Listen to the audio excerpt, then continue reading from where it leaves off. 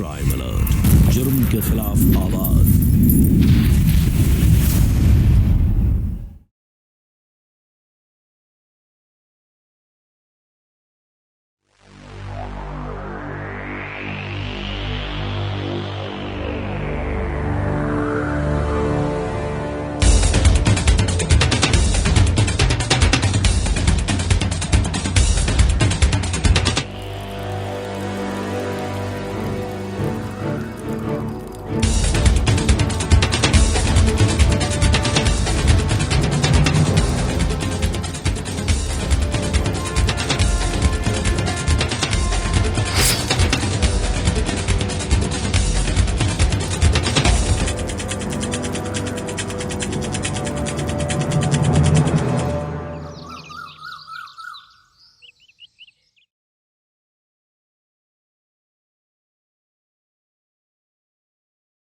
हो गया।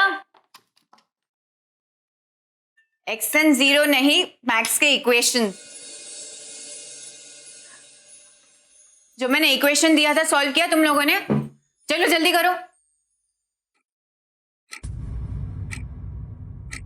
6 बज गए, हिरेन आता ही होगा। ये इक्वेशन हम कल सॉल्व करेंगे, ठीक है? मिस लेकिन वो सम कल सॉल्व करेंगे।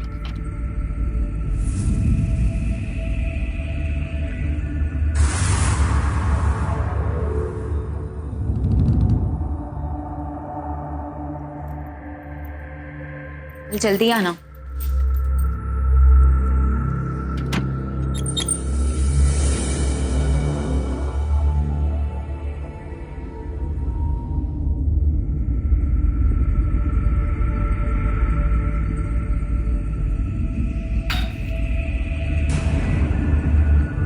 तुम्हें सब करने की क्या जरूरत है? मैं काम कर रहा हूं ना, फिर ये किस लिए? वीरेन देखो, मैं एक पढ़ी लिखी लड़की हूँ और फिर तुम भी तो घर पे नहीं रहते हो सारा दिन। मैं कितनी बोर हो जाती हूँ तुम्हें पता है ना। और ट्यूशन के बहाने मेरा दिल भी बहल जाता है और इस बहाने मैं कुछ पैसे भी जमा कर लेती हूँ।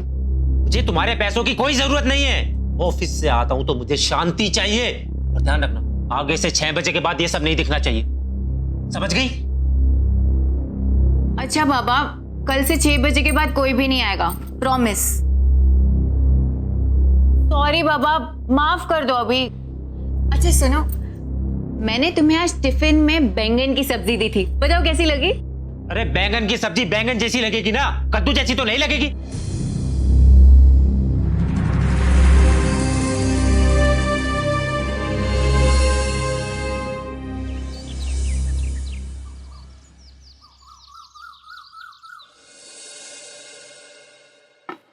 टिफिन हो गया? लंच पैक करना, डिनर नहीं। हाँ बस हो गया।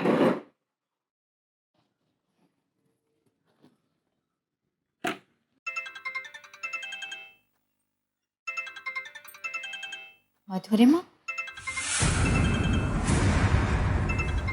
किसका फोन है? तो मेरे फोन को हाथ क्यों लगाती हो?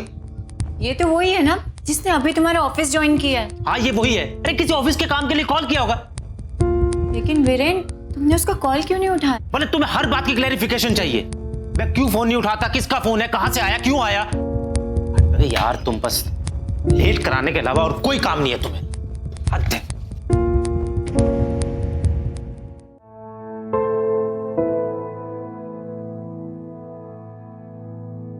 पति और पत्नी के रिश्ते में सबसे अहम बात होती है विश्वास। लेकिन जब ये विश्वास ही डगमगा जाता है तो रिश्तों की नींव हिलने लगती है, जो किसी भी खूबसूरत रिश्ते में दरार डाल सकती है। और रिश्तों में पड़ी ये दरार कई बार हमें एक ऐसे अनचाहे मोड़ पर लाकर खड़ा कर देती है जहां से आगे का रास्ता हमें कई नाजायज काम करने पर मजबूर कर देता है और जिसका अंजाम किसी ना किसी गुनाह में ही होता है।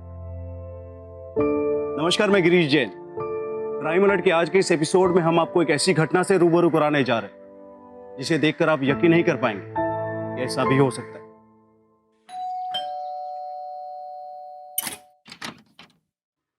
नमस्ते मैडम। जी नमस्ते।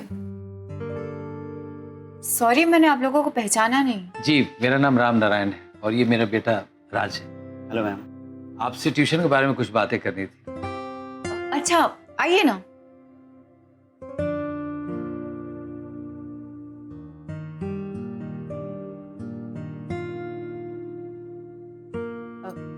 जी बताइए। जी वो विक्की के डैडी कह रहे थे आप बहुत अच्छा ट्यूशन पढ़ाती है। ये राज इसका बीएमएस का फाइनल ईयर है। इसके कुछ सब्जेक्ट हैं जिसमें ये कमजोर है। प्लीज अगर आप इसको ट्यूशन पढ़ाती तो अच्छा होता। आगे से 6 बजे के बाद ये सब नहीं देखना चाहिए, समझ गई? बीएमएस? जी मैंने इतनी बड़ी क्लास का कभी ट्यूशन लिया नहीं है।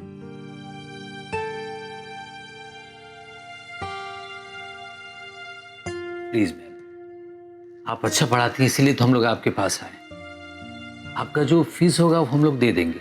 अरे फीस की कोई बात नहीं है, वो क्या है ना, मेरे पास ऑलरेडी बहुत स्टूडेंट्स हैं। आप प्लीज कोई दूसरा ट्यूटर देख लीजिए ना प्लीज।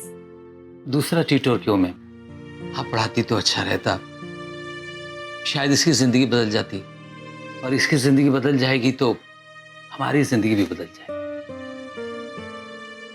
Please ma'am. अरे देखिए आप प्लीज मुझे शर्मिंदा मत कीजिए प्लीज।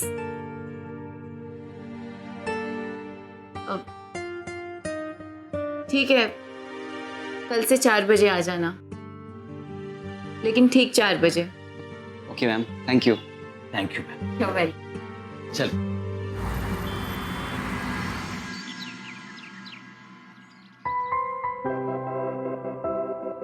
तुम मुझे छोड़ के तो नहीं चले जाओगे ना? कैसी बात कर रही हो? भरोसा नहीं है मुझ पे? भरोसा है,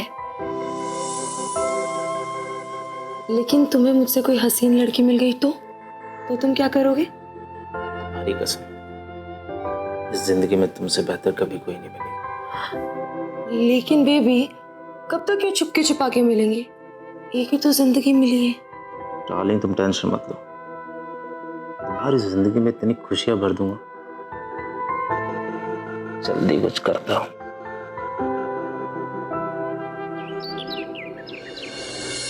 So the meaning of as mentioned below. Write it down. Okay ma'am. और जो अब मैं पॉइंट्स बोलूंगी एक एक करके सब अच्छे से लिखना। Okay ma'am. And the secret formula for it is, तुम नोट करो।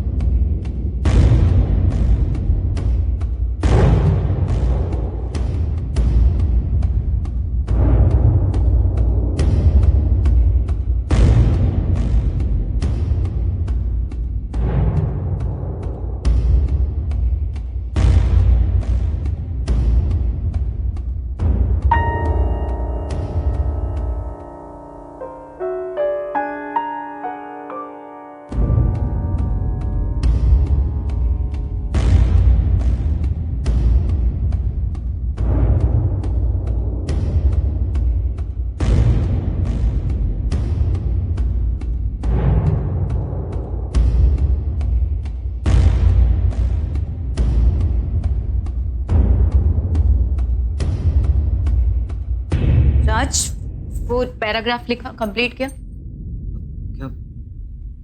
अरे राज, ध्यान कहाँ है तुम्हारा? अब सॉरी मैम, मैं वो क्या, चलो जल्दी लिखो, आज ये चैप्टर कंप्लीट करना है।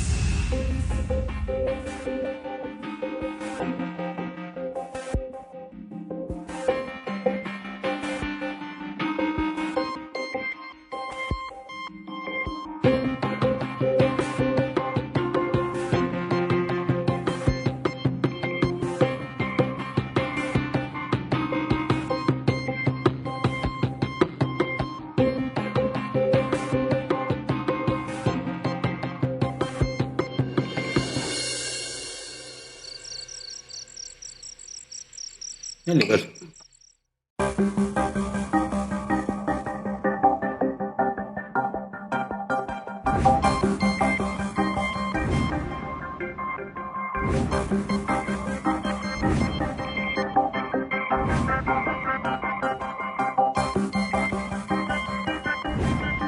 राज, राज मामा, क्या हुआ? कुछ नहीं, बस थोड़ा हॉट है। अरे तो ठंडा होने के बाद खाना।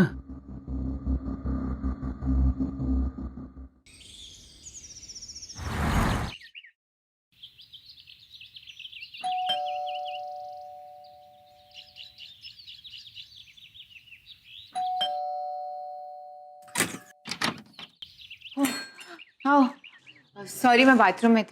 Good evening ma'am. Good evening.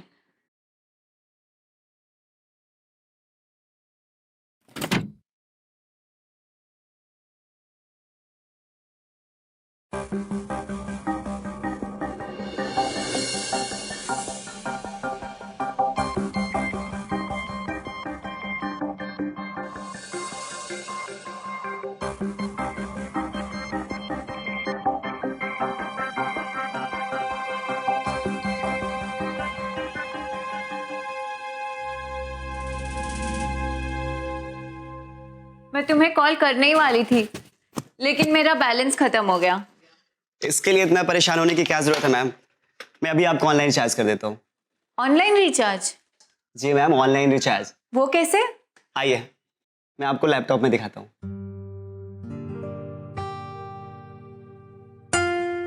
मुझे भी सीखना है ऑनलाइन रिचार्ज। इसका मतलब ये है कि आज मैं आपको पढ़ाऊंगा। आप देखिए,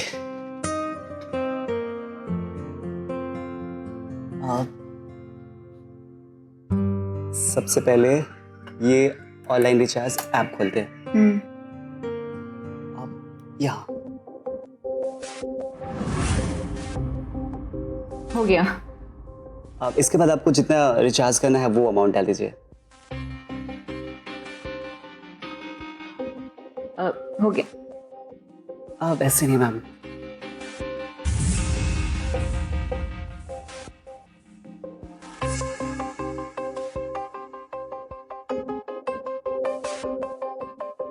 हो गया रिचार्ज। हो गया। थैंक यू सो मच राज। कितना इजी है ये तो। अच्छा सुनो, तुम पढ़ाई करो, मैं अभी थोड़ी देर में आई। Okay ma'am. Thank you.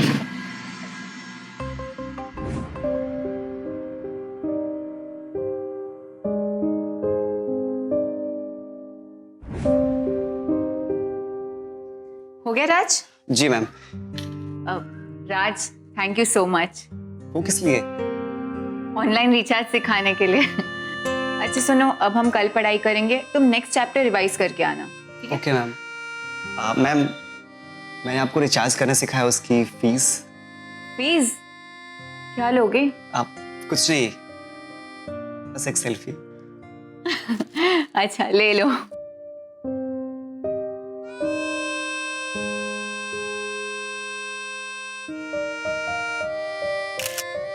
Ma'am out कीजिए ना।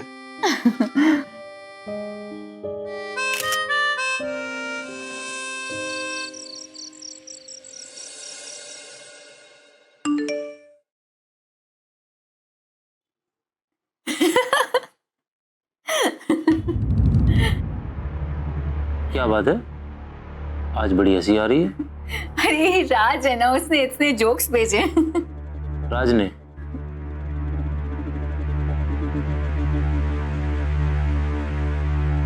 वो मैं तुम्हारा मोबाइल का रिचार्ज कराना भूल गया, कल करवा दूंगा। मैंने रिचार्ज करवा दिया। करवा दिया? कैसे? वो राज है ना, उसने आज मुझे वो ऑनलाइन रिचार्ज करना सिखाया। आजकल राज तुम्हें बहुत कुछ सिखा रहा है। तुम उसे पढ़ाते हो, वो तुम्हें पढ़ा रहा है। वीरेन, कोई किससे भी पढ़ाए, सीखना जरूरी होता है। मैं तो अपने ट्यूशन के बच्चों से भी सीख लेती हूँ। राज बच्चा नहीं है।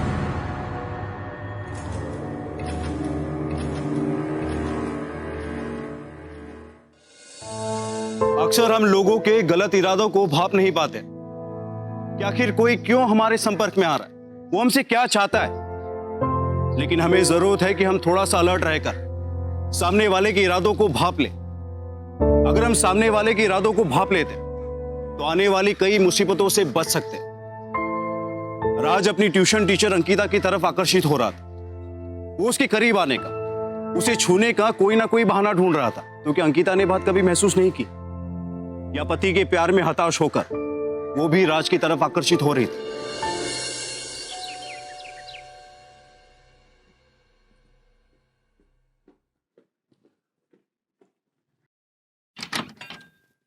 Hello ma'am.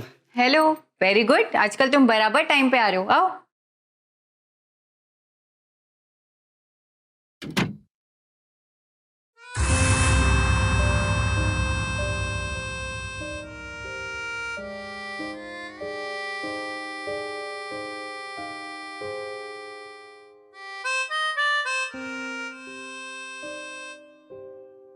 आओ बैठो। अच्छा अभी हम लोग चैप्टर नंबर 3 कंप्लीट करेंगे, ठीक है? तुम स्टार्ट करो, मैं अभी आई। Okay ma'am.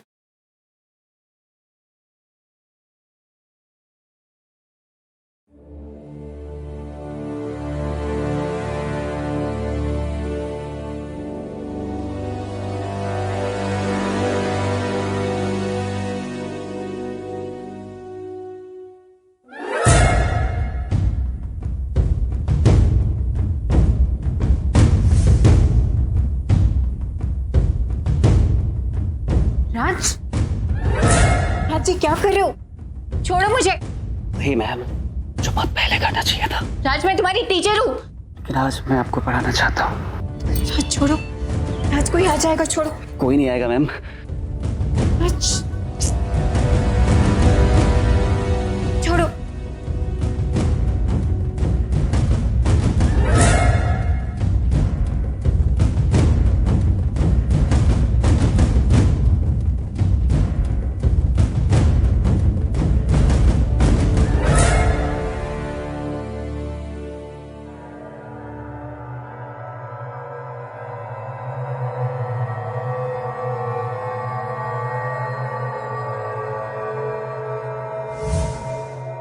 राज जी मैम।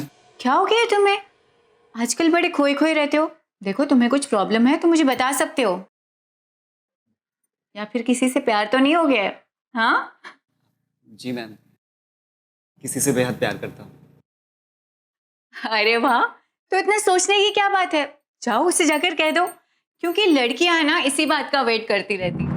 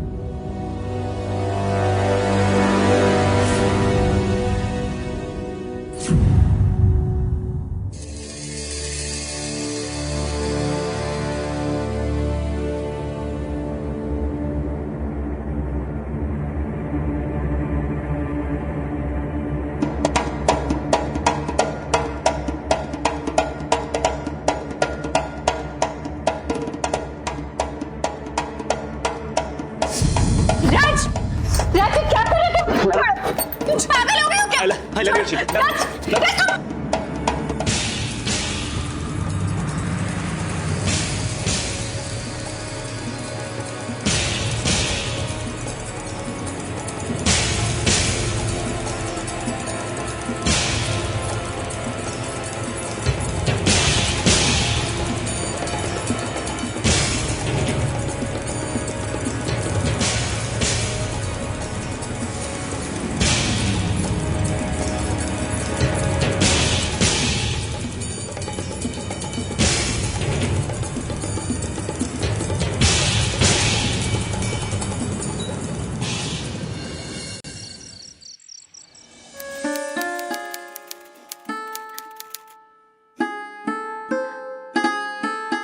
जी जी।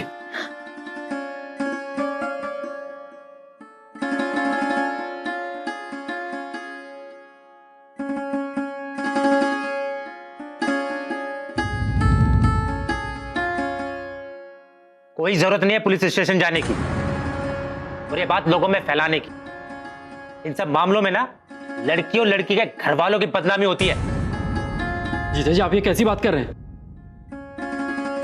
उसने मेरी बहन की इज्जत पर हाथ डाला, उसके आत्मसम्मान को ठेस पहुंचाई, उसकी तरफदारी करने की बजाय आप उसी को रोक रहे हैं। चिंगारी को हवा दिए बगैर ना आग नहीं फैलती। तू चुप कर, दामाद जी सही कह रहे, कोई जरूरत नहीं है पुलिस स्टेशन जाने की। बात तुम चुप करो।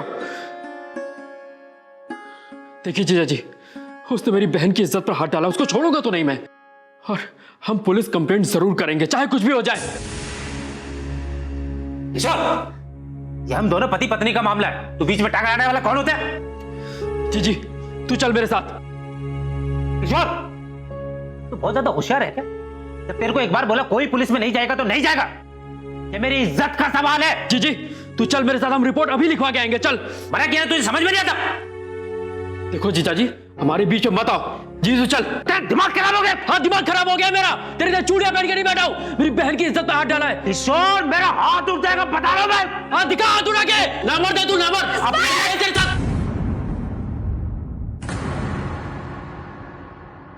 Get lost.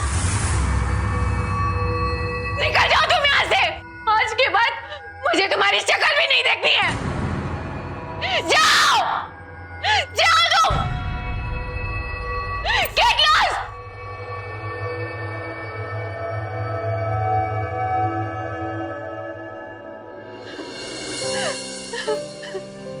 जी जी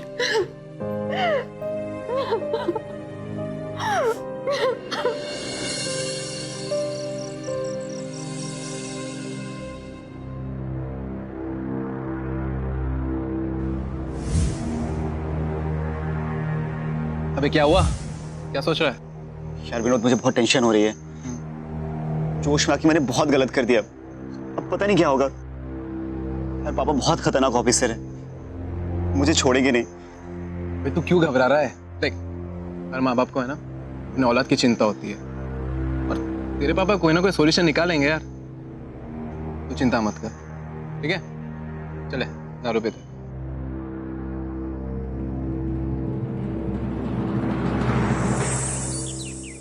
राज पासवान,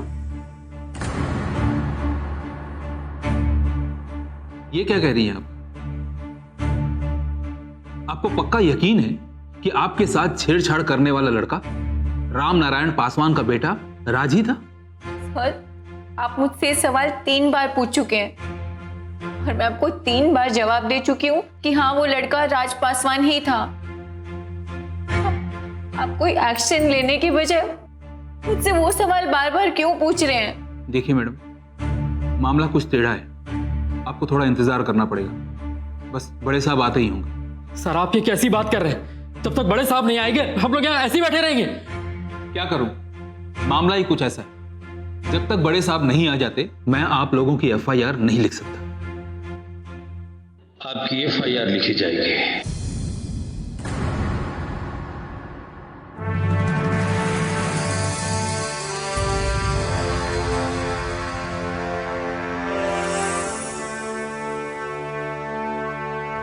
जी मेरा नाम राम नारायण है और ये मेरा बेटा राज है।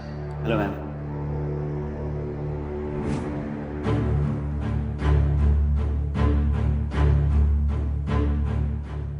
मुझे सब कुछ पता है। आप यहाँ किस लिए आई हैं? मेरे बेटे ने गलती की है, उसे अरेस्ट कीजिए और पूछताछ कीजिए। इंसान चाहे जो भी हो, उसको उसके किए की सजा जरूर मिलनी चाहिए।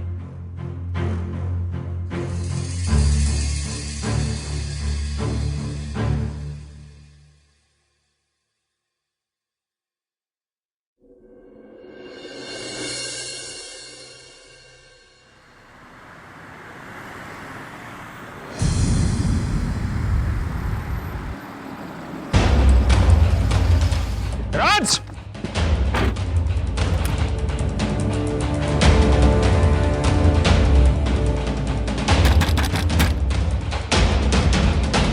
राज दरवाजा खोलो!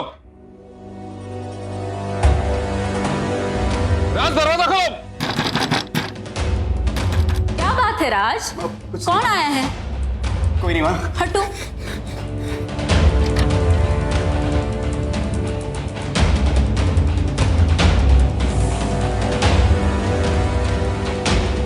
राज, तुमको हमारे साथ पुलिस स्टेशन चलना होगा। इंस्पेक्टर आप जानते हैं कि मैं किनका बेटा हूँ? इंस्पेक्टर साहब बात क्या है? आप इसे अरेस्ट क्यों करना चाहते हैं? मैडम, राम नारायण सर ने ही हमें इसे अरेस्ट करने का ऑर्डर दिया है। हाँ, मैंने ही कहा था इसे अरेस्ट करें। पापा देखिए ना, ये लोग मुझे अरेस्ट करना चाहते हैं। लेकिन क्या बात है? क्या ऐसा जुल्म किया है इसने कि आप इसे अरेस्ट करना चाहते हैं? खुद ही पूछ लो ना अपने लाडले से। राज, पापा मैंने कुछ नहीं किया है। अरे सिंह, ले जाइए इसे। पापा प्लीज इनको मना करिए, मुझे ना ले जाए। मेरे एग्जाम आ रहे, मेरा साल खराब हो जाएगा। पापा प्लीज। अच्छा, मुझे पता नहीं है। आपको पता है ना, तो फिर क्यों इसे अरेस्ट करना चाहते हैं? इसका साल बर्बाद हो जाएगा। प्लीज सर, आप तो जानते हैं ना कि ऐसे मामलों में बेल होना बहुत ही मुश्किल होता है। सर आप एक काम करिए ना, उन लोगों से बात करिए ना सर, हो सकता है वो कंप्रोमाइज कर लें। अच्छा, तो अब तुम मुझे समझाओगे कि मुझे क्या करना है? आई से डायरेक्ट हिम। पापा प्लीज। सुनिए ना, नहीं प्लीज।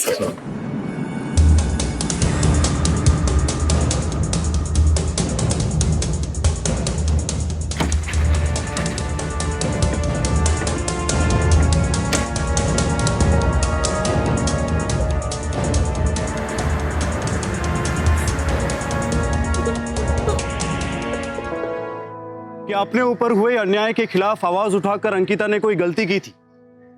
क्या ये उसका जायज अधिकार नहीं था?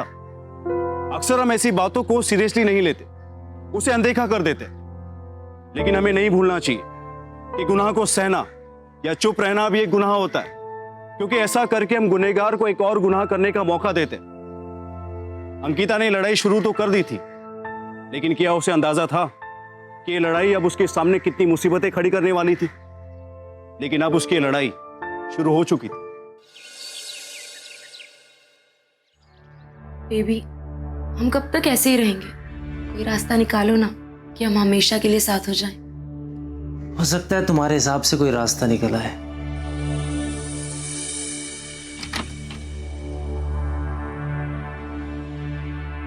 एक बार अंकिता रास्ते से हट गए ना, उसके बाद हम दोनों का रास्ता साफ।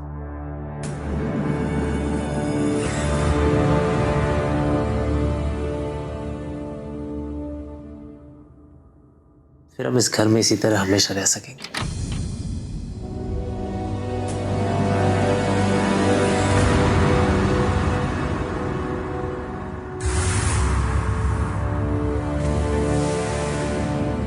तुम यहां?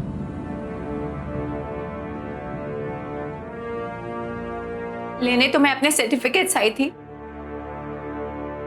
लेकिन यहाँ आकर तुम्हारा कैरेक्टर सर्टिफिकेट जरूर मिल गया मुझे।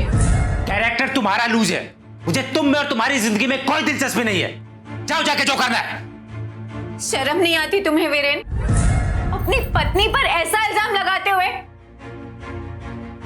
मुझसे माफी मांगने के बजाय तुम मेरे कैरेक्टर पर कीचड़ उछाल रहे हो। तुम्हारी इस करने की सजा मैं तुम्हें जरूर दूंगी। Don't worry.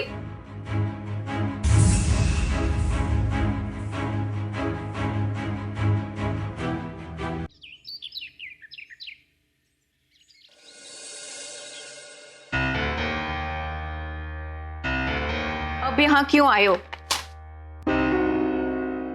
क्या है ये? डिवोर्स के पेपर्स। हम दोनों आपसी सहमति से डिवोर्स लेना चाहते हैं।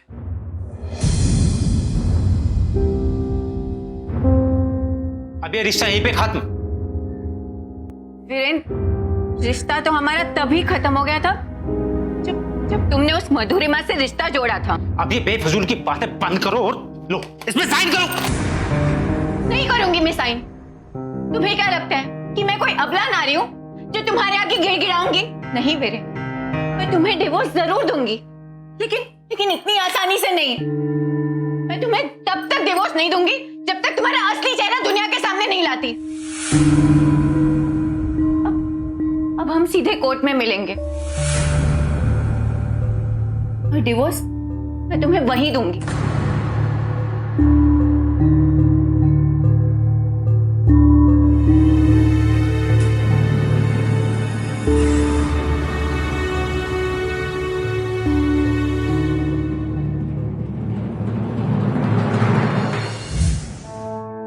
अंकिता की मुसीबतें दिन ब दिन बढ़ती ही जा रही थी, इसीलिए अंकिता ने कानपुर में ही कोई अच्छी नौकरी ढूंढना शुरू कर दिया था। लेकिन नौकरी मिलना इतना आसान नहीं होता।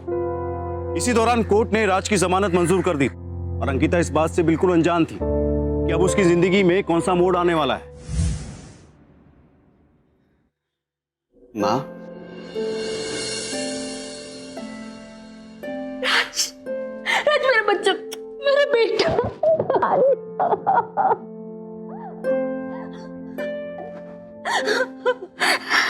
चल चल बेटा, हाथ पैर मुंह धो ले, खाना खा ले। नहीं माँ, जेल में बहुत खा लिया है, भूख नहीं है। राज,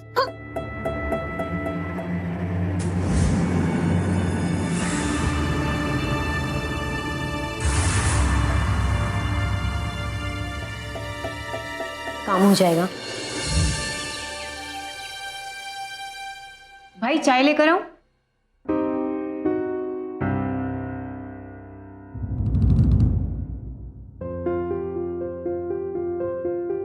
भाई क्या हुआ? राज की जमानत हो गई।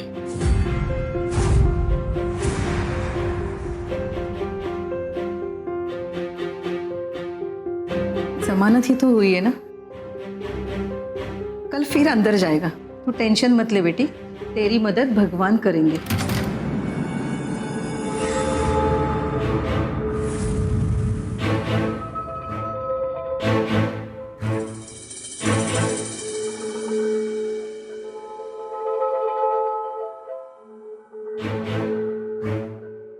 जी आप? जी मैं रेशमा, एक रिपोर्टर हूँ।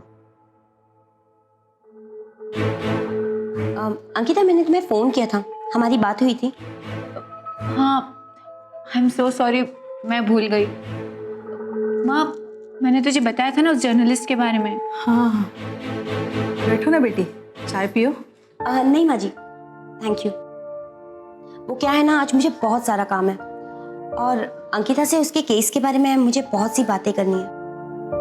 अंकिता, क्या हम पास के कॉफी शॉप में जाकर बात कर सकते हैं?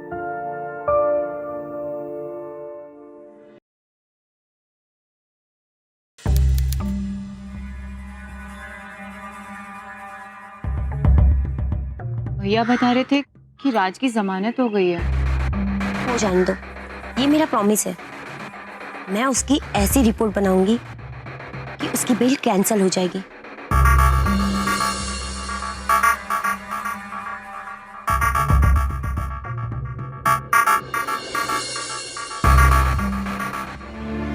उसके किए की सजा मैं उसको दिलवा कर रहूंगी, ये मेरी जिद है। अगर ऐसा हो गया ना, तो मैं समझूंगी कि भगवान ने आपको मेरे लिए ही भेजा है। ऐसा ही समझो। मैं जल्द से जल्द तुम्हारी अच्छी सी जॉब के लिए ट्राई करती हूँ। Thank you so much. आप मेरे लिए कितना कर रहे हैं।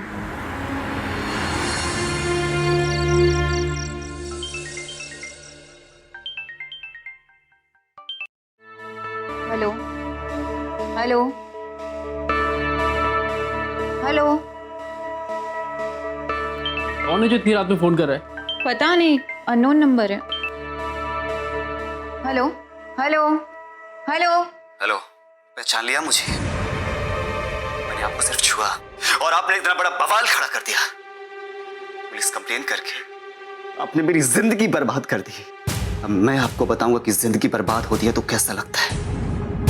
मैंने आपका बलात्कार नहीं किया, अब मैं आपका बलात्कार जरूर करूंगा और तब आपको पता चलेगा कि जिंदगी बर्बाद होती है तो कैसा लगता है। बस मैं आपकी जिंदगी बर्बाद कर दूंगा, बर्बाद कर दूंगा मैं आपकी जिंदगी। मैं तुम्हें पुलिस के पास लेकर जाऊंगी। क्या हुआ बेटे, कौन था? माँ, राज का फोन था, वो मुझे धमकी दे रहे हैं। जी तो घबरा मत, तू फोन ऑफ करके सो जा, इसको तो सुबह मैं देखता हूँ। अंकिता, अंकिता। हाय रेशमा, तुम यहाँ? सच बताओ, क्या खबर लाई हो?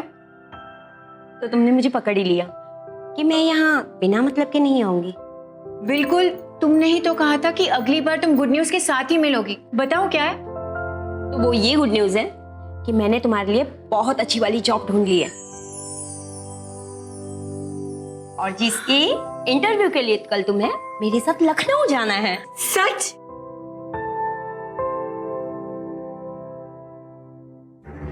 मुझे अपने हाथ में लिया हुआ कोई भी काम जल्द से जल्द खत्म करने की आदत है। Thank you.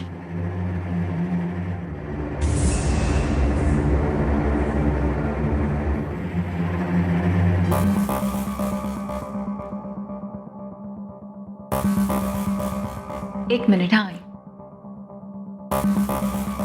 माँ मैं चलती हूँ। हाँ? जल्दी से खुशखबरी देना और इंटरव्यू होते ही जरूर फोन करना। हाँ माँ, तू चिंता मत कर, रेशमा है ना मेरे साथ। संभल के जाना। हाँ। जीजी। किशोर, अरे पीछे से आवाज नहीं देते बेटा, अपशगुन होता है। हाँ माँ, तुम भी क्या दकियानुसी बातें लेके बैठी हो, ऐसा कुछ नहीं होता। जीजी, ये तुम्हारे लिए। Thank you. अपना ख्याल रखना। हाँ बाबा रखूंगी, तू भी माँ और अपना ख्याल रखना। बिल्कुल।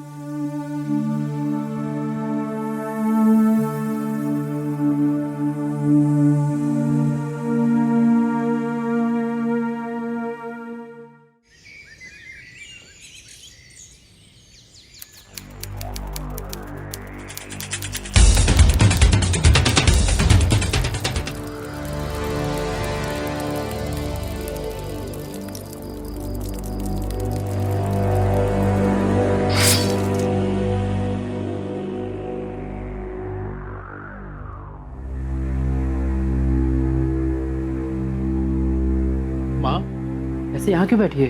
अरे वो तुम्हारे जीजी को। जीजी का कॉल नहीं आया? नहीं आया, कब से कॉल कर रही थी, उसका फोन स्विच ऑफ आ रहा है। अच्छा तो परेशान मत हो, मैं ट्राई करके देखता हूँ।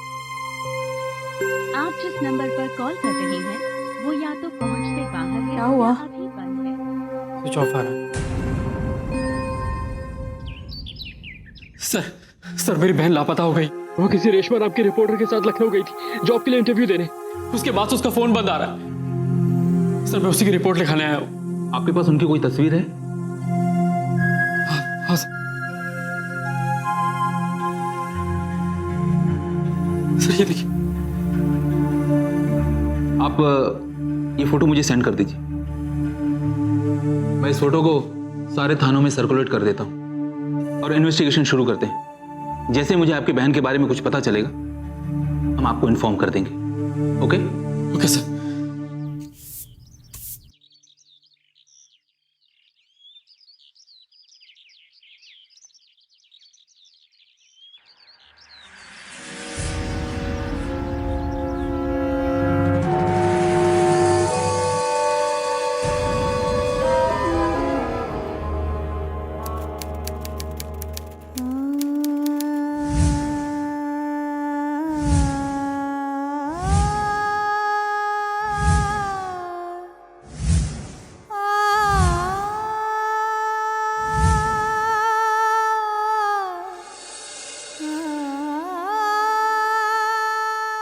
इस दुख के घड़ी में हम आपके साथ। आपको किसी पे शक है या फिर आप हमें बताएंगे कि इस बीच अंकिता की किन किन लोगों से बात हुई थी? अभी कुछ दिनों पहले जीजी वीरेन के पास अपने सर्टिफिकेट्स लेने गई थी। उसने उस दिन उन्हें जान से मारने की धमकी दी थी। और अभी 3-4 दिन पहले जब हम सब सोने जा रहे थे तो राज ने एक अननोन नंबर से जीजी को कॉल करके धमकी दी थी। किशोर हिम्मत रखो।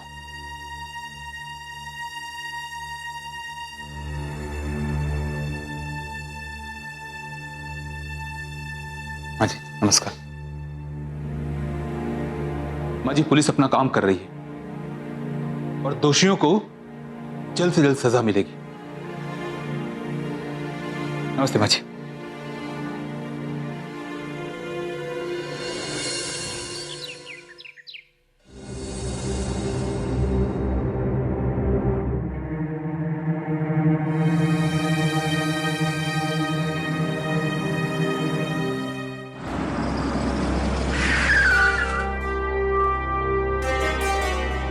Good morning sir. Good morning Vikram, आओ बैठो, चाय पियो। नहीं सर, ड्यूटी पर हूं। Duty? Yes sir. Sir call record से पता चला है कि राज ने अंकिता को धमकी भरा कॉल किया था।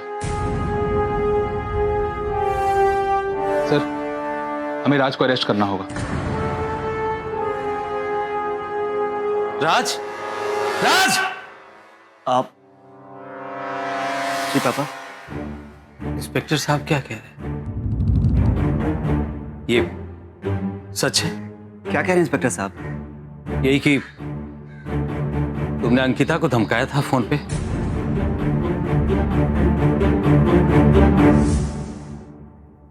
सर, मैंने अंकिता को धमकी भरा कॉल किया था। सर वो खुद घर छोड़कर चली गई थी। वो चाहती तो मेरी जिंदगी बर्बाद होने से रोक सकती। अपनी बदनामी की वजह से मैं उससे डिवोर्स लेकर खुद पीछा छुड़ाना चाहता था, लेकिन उसने ऐसा नहीं किया। उसने मेरी जिंदगी बर्बाद कर दी। तो मेरा यकीन मानिए, मैंने उसका खून नहीं किया। लेकिन सर, मैंने उसे नहीं मारा। प्लीज मुझे माफ कर दीजिए। ठीक है, लेकिन तुम हमारी परमिशन के बगैर तू ये शहर छोड़कर बाहर नहीं जाएगा।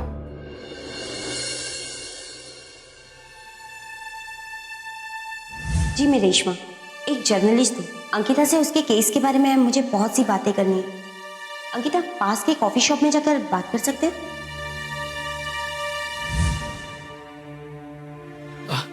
माँ, उस दिन जीजी रेशमा के साथ कॉफी शॉप ही गई थी ना? हाँ, क्यों, क्या हुआ? कुछ नहीं। अरे अरे किशोर,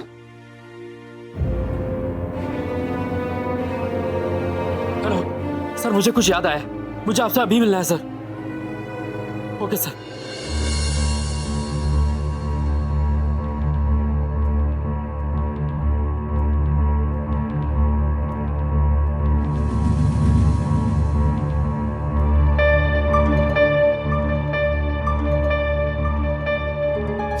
सर सर यही है रेशमा, सर यही है। हवलदार, ये तो बरखा है ना? बरखा? सर नहीं सर, ये बरखा नहीं सर, ये रेशमा है। ये रेशमा उस्मा कोई नहीं है, ये बरखा पांडे है, एक खतरनाक क्रिमिनल मुन्ना पांडे की बीवी। हवलदार जी, मुझे बरखा पांडे और मुन्ना पांडे यहां जल्द से जल्द चाहिए। तू सच बोलेगा या मुझे बुलवाना पड़ेगा? सच्चाई तो यही है कि हमने ही किसी के कहने पे आकर पैसों की लालच में अंकिता को मारा है साहब।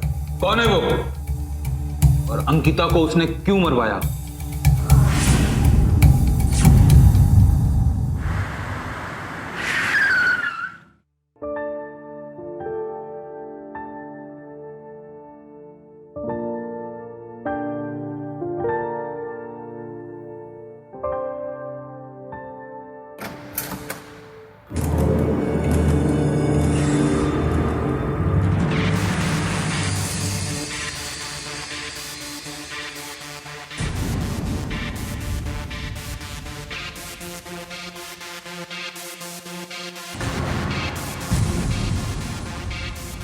सर चलें? कहाँ ले जा रहे हैं इन्हें अब?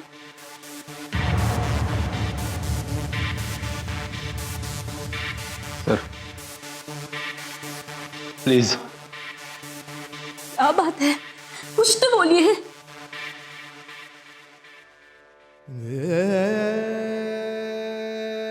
हमारी बेटी ने तो गलती की थी, अपने बेटे के प्यार में अंधा हो गया था, और उससे भी बड़ी गलती कर बैठे। अंकिता को मारने की सुपारी रेशमा को मैंने ही दी थी।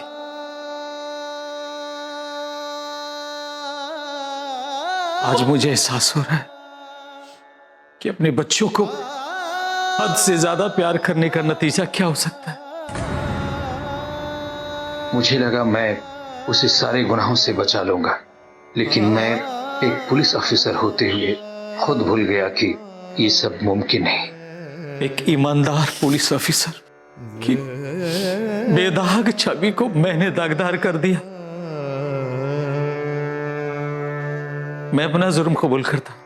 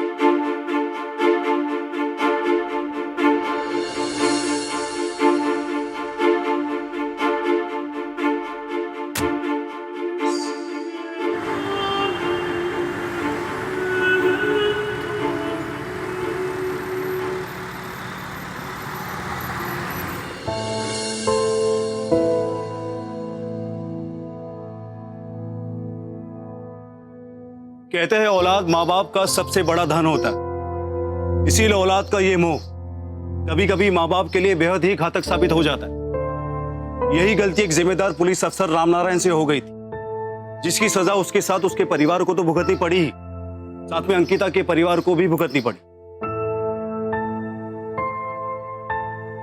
सुरक्षित समाज और सुखी जीवन के लिए अच्छे संस्कारों का होना बेहद ही जरूरी है, जिसके अभाव में हम अपनों के साथ दूसरों का जीवन भी बर्बाद करते हैं। इस कहानी के घटनाक्रम में जो सबसे बड़ी कमी दिखाई गई वो ये अच्छे संस्कार और अच्छे विचार, जिसके अभाव में यह हादसा हो गया। इसी के साथ मैं गिरीश जैन क्राइम अलर्ट के इस एपिसोड में आपसे विदा लेता हूं। फिर मिलूंगा ऐसी एक सच्ची घटना के साथ। तब तक be alert, be safe. Crime alert, जुर्म के खिलाफ आवाज।